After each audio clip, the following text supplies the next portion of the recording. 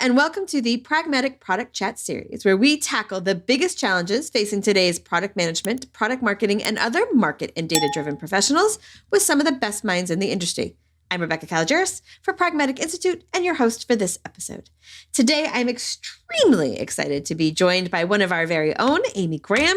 She is an instructor at Pragmatic. If you've not had the opportunity to have her as an instructor, you should definitely book a class now. She's wonderful to learn from. She's a good friend, and we're excited today. And today, we're going to talk about something that we all go through, but then we all forget like the lessons we learned when we did it. It's like, what do you do in that first 90 days of a new product management job, right? Where should you focus? What should you do? And again, Amy has been a product manager. She's managed them. She teaches them. She's got a really great perspective on this. So excited to have you here, Amy. Thanks, Rebecca. I am super excited to be here. So I was thinking about this, Rebecca, when you and I were chatting, and I was like, gosh, so much of this is like, it's common sense, but there's all the feels when you're starting a new job that it's really hard to go into this with like a strategic plan. Yeah. And you always say it's, common sense isn't so common, but stepping back from it, right? But when you're there, like you said, there's the emotion, there's the wanting to prove yourself, there's the wanting to fit in, to make an impact, like all of these things that you're learning, and you're learning about the product and the job and the role and the expectations and the culture all at once, right? That's right. So it can be coming at you pretty hard. It's a lot going on. Yeah. So talk to me about some of these common sense things, may not be so common, that you would go like, you're in first 90 days. What should you focus on? What kind of is the plan of attack? So the very first thing that came to mind that has always served me well, or frankly, anybody that I've coached, is to go in and immediately start building relationships. Like that is so important, to try to build rapport, try to meet as many colleagues as possible. I think the more senior the role, the more people you need to meet, and probably the more important that becomes. But building relationships is absolutely at the top of the list. And I think that that's very true, right? We've talked about this a lot on the show. Like, I can't do anything by myself as a product manager. Like nothing will, like I need developers to code, an engineer to build, I need sales to sell. I need all of these things. So the relationships are really key. I think sometimes that is maybe a little harder than it used to be too, when we're talking about remote, right? So when you're talking about building relationships, what are some of your strategies, right? Like some of us are better or not better at making friends and connections, but what are some like really good ways of building some of those relationships? Well, so you bring up a really good point about being remote. It's obviously harder to do that. I would say it definitely adds challenges, but get involved, ask a lot of questions, like be curious about who's who does what, so starting to like uncover roles and responsibilities and make those introductions, hey, Rebecca, I'm new. I heard you're, in X role. I would love to sit down and talk to you about that. Like I've felt like that has always, like I said, served me very well in my career, to be very, very curious about the people. And you can do that through Slack, you can do that through email, you can do that through instant message, like whatever your communication and collaboration tools are. Obviously, if you're on a Teams meeting, if you're in a Zoom session or what have you. But yeah, like really just trying to get the lay of the land in terms of the people. And I don't know how else to say it other than just being very curious, asking a lot of questions, don't make assumptions.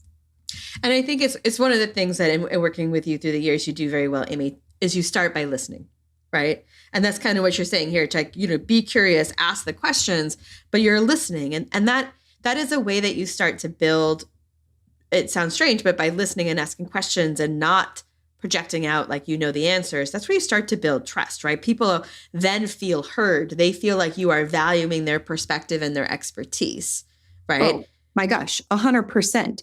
People want to feel heard. And I think what you just said is like so on point, where you can build that respect. Because when you're listening, you're learning. I mean, we talk about this all the time.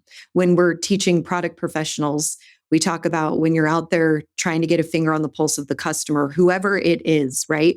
Or even your internal stakeholders, you have to spend twice as much, if not more, of your time listening versus talking.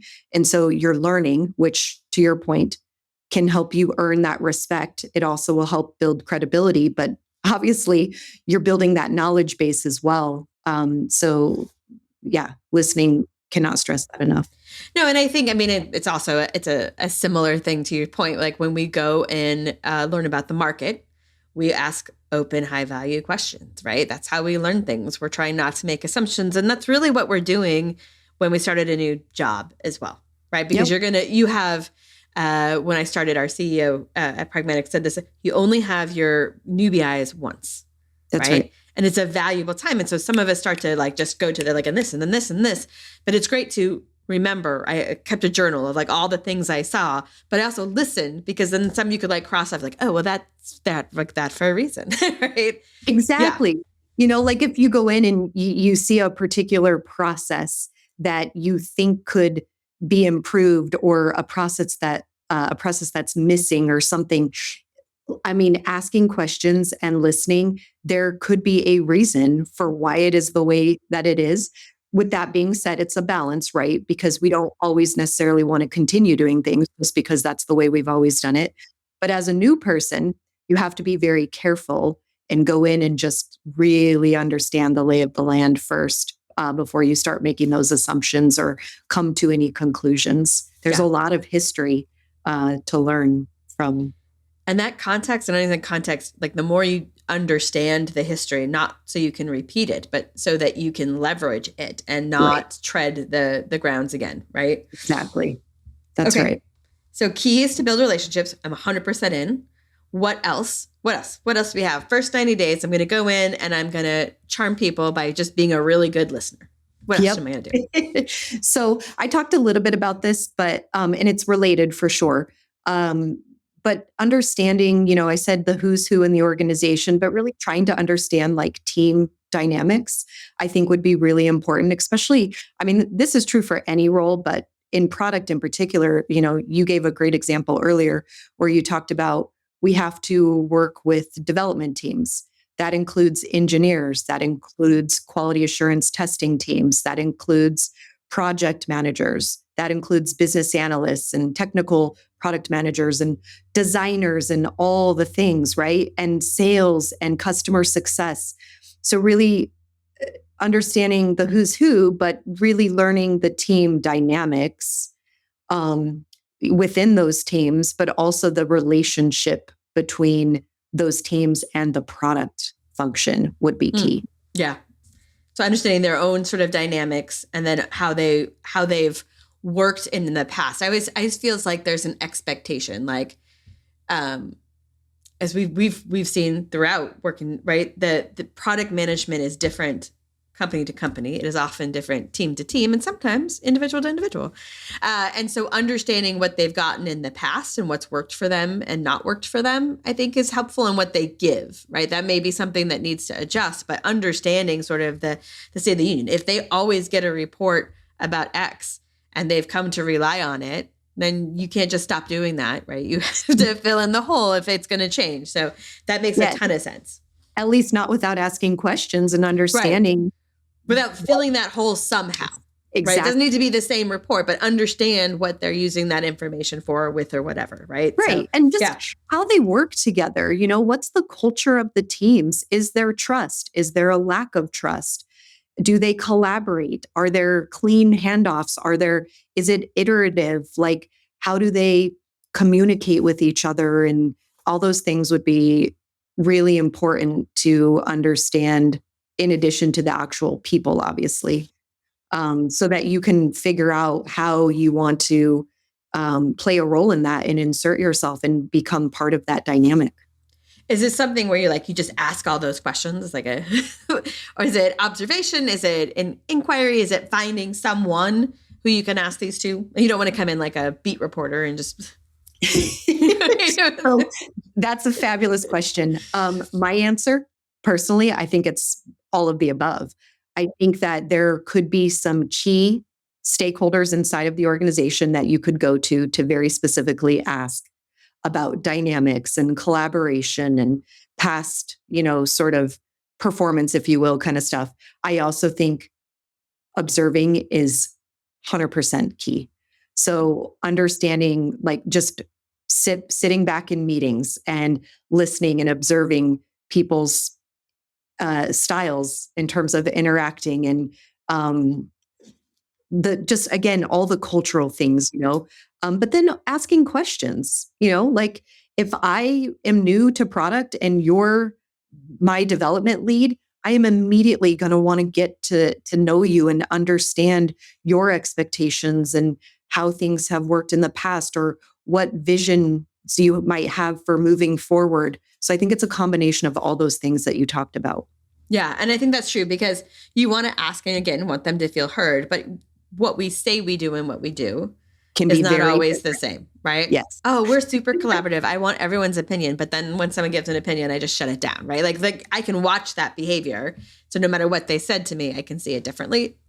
Yeah. And it's an important part of how to navigate. That's right. There can also be hints of truth, like maybe they are collaborative, but maybe teams are collaborative when it comes to certain topics or certain products or certain areas of the business or certain times in the workflow, right? Exactly. Yeah. Like we're past the collaboration time, my friend. You missed it. Exactly. That's right. Yep. All right. So we're building relationships. We're understanding the relationships and roles and dynamics that already exist. What else do we do? So I don't really know. I'm trying to figure out how to articulate this, but there's also this, as a product professional, there is this critical need and this pressure to know how to manage through influence versus authority.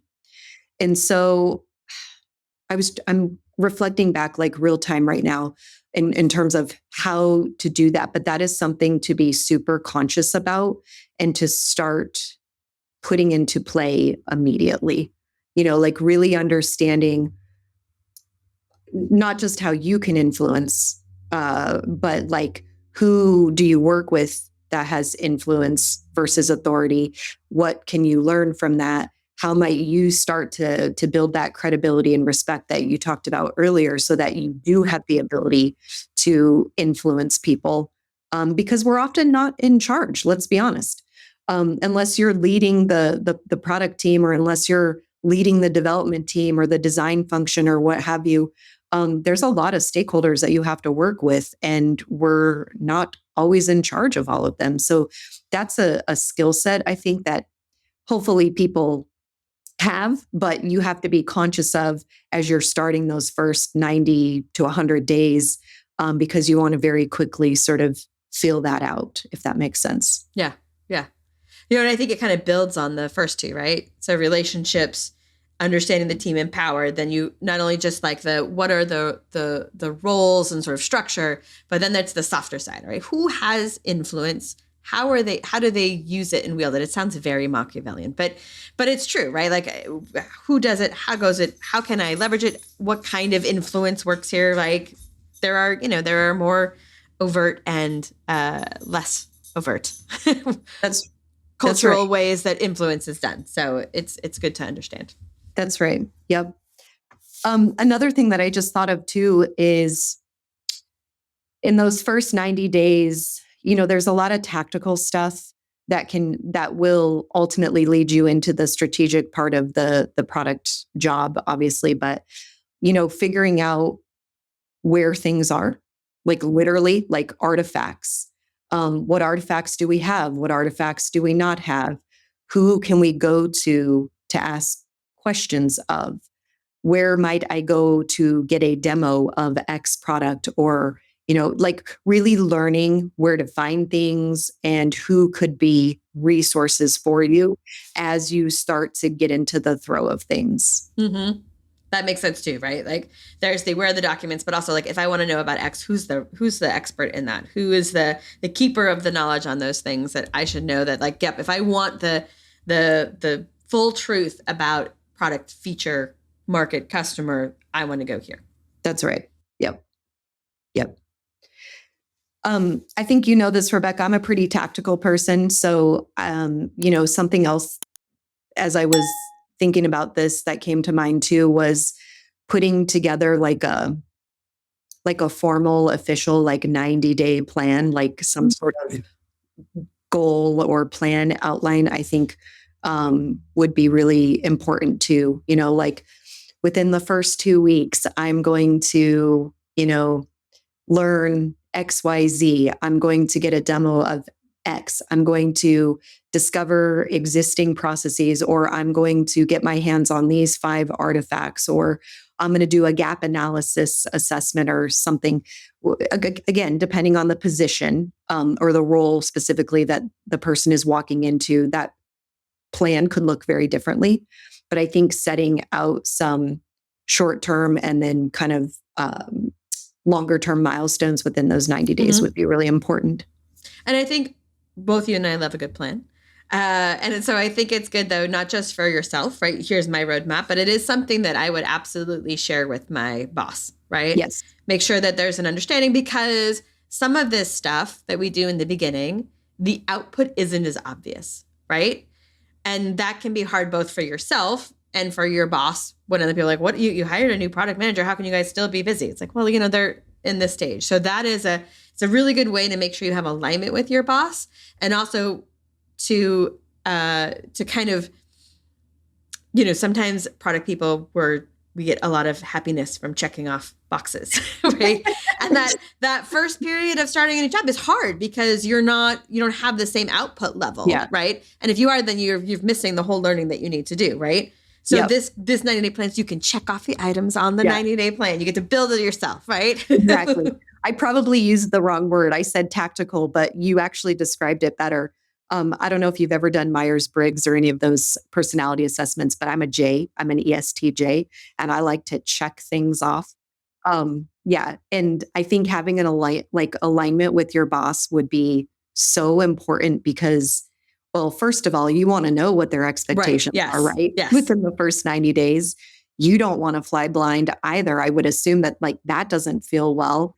And so having that would not only allow you to kind of check things off, but as you said, make sure that there's connection on expectations and we're making progress in the right direction very quickly within those first 3 months. And the other thing is, as a boss, I would love this, right? If my employee came up with this, and I get it, like everyone's just like, why doesn't my boss come up with the 90-day plan? Because, right, it would be lovely, but honestly, that's just not, that is not the reality for a lot of people. So being able to take this and do it iteratively is a wonderful way of showing also a certain amount of self-management and go get them, for lack of a better word. That's an excellent point. As a leader, there were times where I didn't have time. I literally did not have time to create a 90-day plan for the new hires or whatever.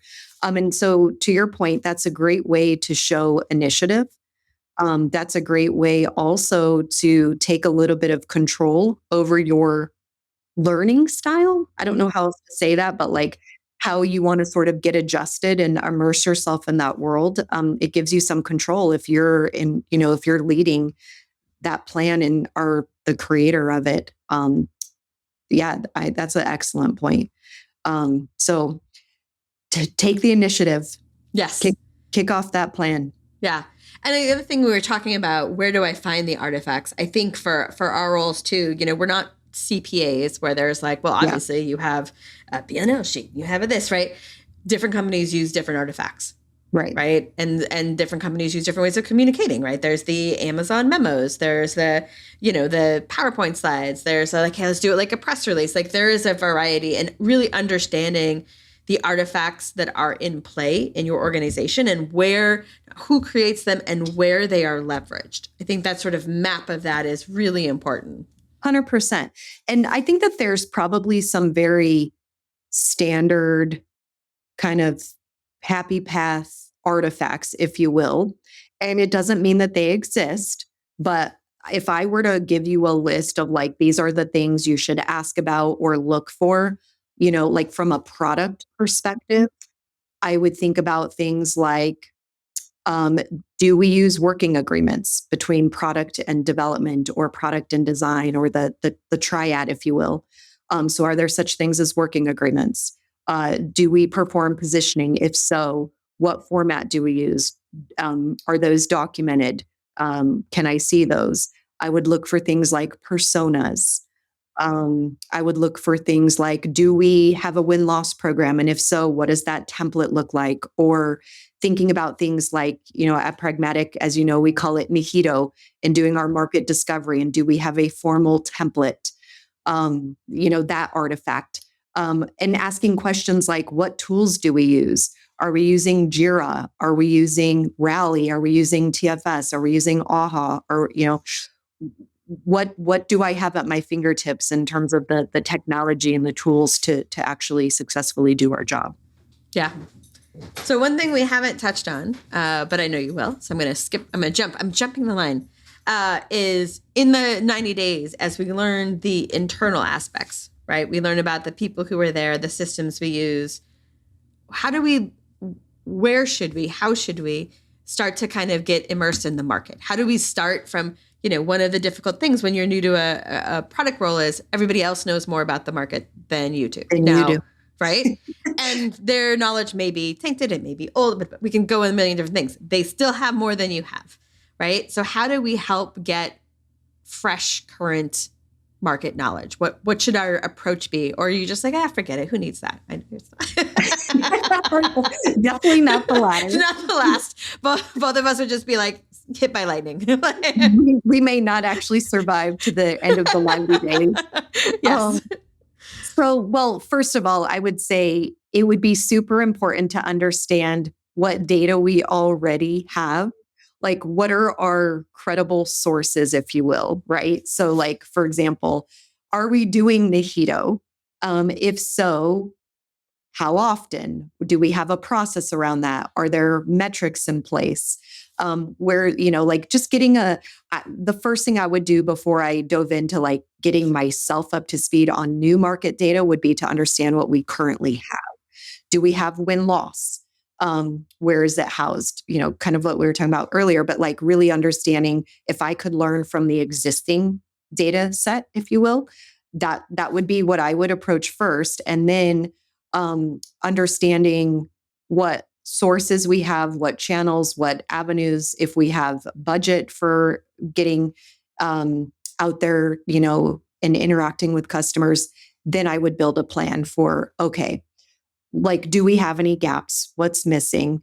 Really understanding, is there a population in our market segment that we haven't talked to in a while? You know this as well as I do. A lot of product teams tend to hear a lot from their current customers. So maybe if there's a huge gap from potentials or evaluators, I might choose to start there as a way to bring in new, fresh data, start to plug those holes. So my approach would depend on sort of the analysis of the existing. And plus, you don't want to be a bull in a china shop, right? You don't want to just go out there and like duplicate efforts or whatever. So I think that assessment is important first, and then that could really be telling in terms of where you should move from there. Yeah. And I think, so I would say yes and, right? Yes, because I also think it's rude and inappropriate and a bad idea to ignore all the work that's been done, right? Like that's just putting that's a bad idea. And it also shows that you valued that and that you paid attention to it when you can reference it, right? Like it's important. You don't want to pretend like all the work that ever existed didn't matter or that you're the only one who's heard that. That being said, my yes and is, and this is partly for who I am, it is very powerful for me to hear things firsthand. And I think it is for a lot of people. There's just a different nuance to it. So I would find a way to get in front of, to have at least a discovery call with a customer to potential, right? And I'd find a way to just be like, hey, we got to make at least a few, like 3 of these happen. Not necessarily because there's nothing else that exists, but because there's that firsthand part. And it may be that I took all this other research and then I have a couple other questions. And it may be that they've talked to someone before. That's okay, right? The goal is just to start to hear it firsthand. But not because everything else doesn't exist and not because I think that what exists isn't valid. Because I've yes. seen product managers struggle with, if I didn't hear it, it didn't count, right? Or, Yeah. and I don't know if it's just like they think that it didn't count or that like they just have trouble grokking it to the same degree where it's like that report just said exactly what you think is this big, how did you miss it? And it's difficult. It's different. Yeah. Yeah, no, you are absolutely right. That is spot on. Getting information firsthand is so important for so many reasons. Everything you already talked about, but also it could give you a sense if there's been any sort of bias. That's a good point. Or age. transpired. Sometimes it's age, right? Like that. The world is rapidly changing. Oh, yes. And the data could just simply be stale. Yes. So I completely support that. At the same time, I love the yes and doing a couple of interviews with a current customer, potential and evaluator. If you can sit in on a win-loss, any opportunity you have, not only are you hearing that firsthand, but again, it's a great way to get the lay of the land, which we talked about. So yeah. Okay, so we have relationships, understanding sort of roles and responsibilities, the hard stuff, and the softer, the influence piece, kind of the artifacts, what is being used, as well as where are they, and who keeps the knowledge, right? Tools, that's a big one, and I think it gets bigger and bigger, and market research. That's a lot, but like that is a lot in 90 days. But I can still because it's all learning, is there any doing? It sounds so bad. I mean, all of this is doing, right? But for our checkbox lovers at home, what are the outputs of those 90 days? Maybe that's a better way of putting it, right? It's all doing and it's all important. But is there outputs you would expect or want to guide towards? Or is that like the wrong way of thinking about it? Because I really want you to listen and then you're going to see what outputs are needed. So I don't think it's the wrong way to think about it at all. Actually, I 150% support outputs within the 90 days. I think it is absolutely possible. My struggle right now in this moment is telling you what those outputs would be, only because I believe it would depend. Absolutely. So depending on what you learned and what's happening and the role, of course, the outputs would totally depend. But I would strongly encourage anybody that I ever had this conversation with to make sure that there are some concrete deliverables. I think that that's really important. Everybody wants new people to learn, but as a former product leader, we also want them to produce. Mm-hmm. So and they want to. I mean, I've done this with sales team where I've taken them, like, hey, let's do a 2-week learning boot camp, but they can't stand it. Right? Like they want to learn, but they're just so anxious to show that they can do this, to get on the phone, to make the thing that it keeps them from immersing in it because they're just thinking about that next piece. Yes. And I totally get the other part of that though, is like all of this listening, right? We're going to figure out, oh gosh, if we don't do positioning, that should be earlier, right? If we don't have certain artifacts that are important, like the holes you find can help guide the output, but it is balancing when you know enough to know that output is needed and that you know enough to do it and it's the right place to focus with. Like, I don't know, I'm not sure what it would be. That's interesting. I had to think about this. Like if there's an audit that you could put on your 90-day plan in the beginning. Right. And maybe that's it, right? I'm honestly going to promise a specific output. You might get one, but what you're going to get is after that 90 days, we're going to do a sort of roadmap, not a product roadmap, but a product management roadmap. Exactly. That says, okay, so I've studied this and then this is where I think it's like a checkpoint of here are the places I think we want to grow and what we need. And here's a plan over the next X months to try to build that out. It's a flavor of the pragmatic gap analysis of the framework, right? So not any individual given product manager is going to go in and do a gap analysis on the framework as a single individual, right? When they start a new role.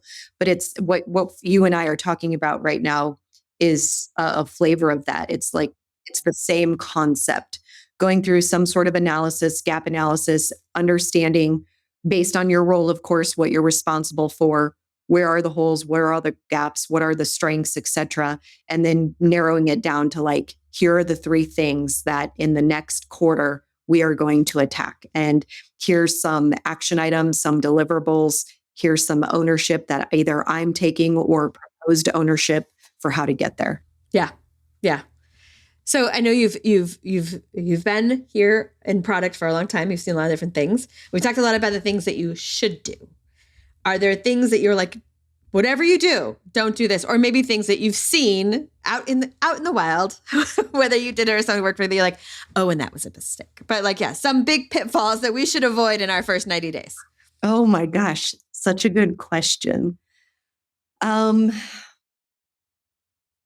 I mean, I don't mean to take the easy way out on this, but like the opposite of what we talked about, not listening, huge mistake.